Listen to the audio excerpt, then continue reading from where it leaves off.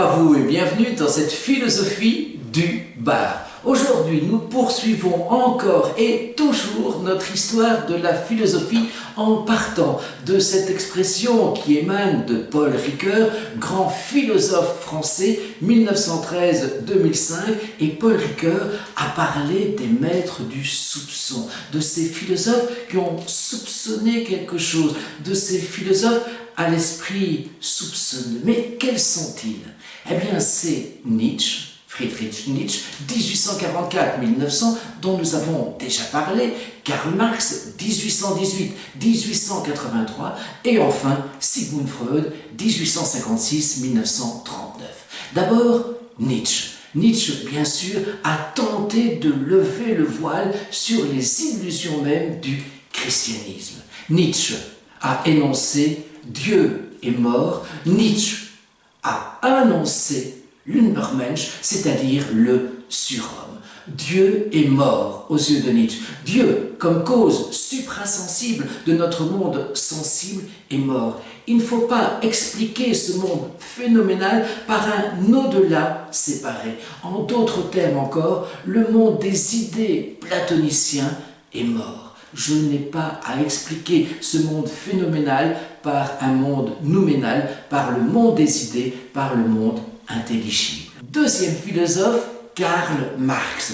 Marx va soupçonner le fonctionnement même de la société, à savoir, il y a toujours eu des dominants et des dominés, il y a toujours eu des maîtres et des esclaves, des seigneurs et des serfs. En d'autres termes, il dénonce la domination, le pouvoir de la bourgeoisie sur les classes ouvrières, sur les classes travailleuses.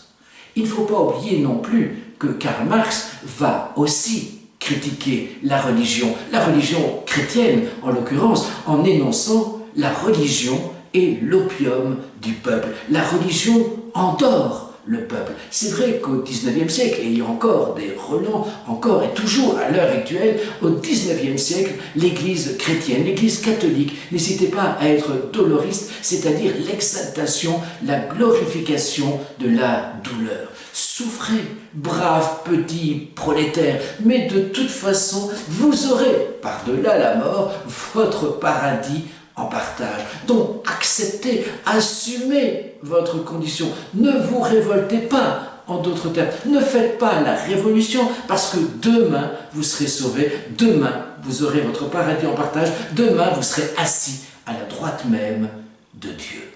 Enfin, troisième grand philosophe, parce qu'on peut aussi le considérer comme un philosophe, Sigmund Freud, 1856-1939.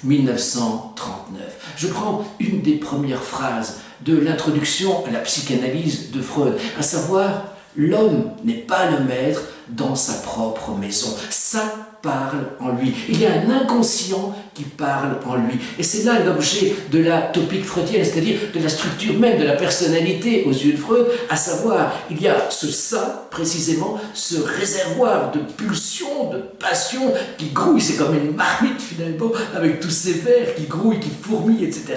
Il y a d'un autre côté le surmoi, c'est-à-dire toute l'autorité, qu'elle soit parentale, sociétale, tous les interdits, tous les tabous, et il y a notre petit moi, coincé entre ces deux forces antagonistes. Eh bien, voilà justement en quoi Freud a été lui aussi un esprit soupçonneux, parce qu'il montre que l'être humain, finalement, est l'objet de ses passions, l'objet de ses pulsions.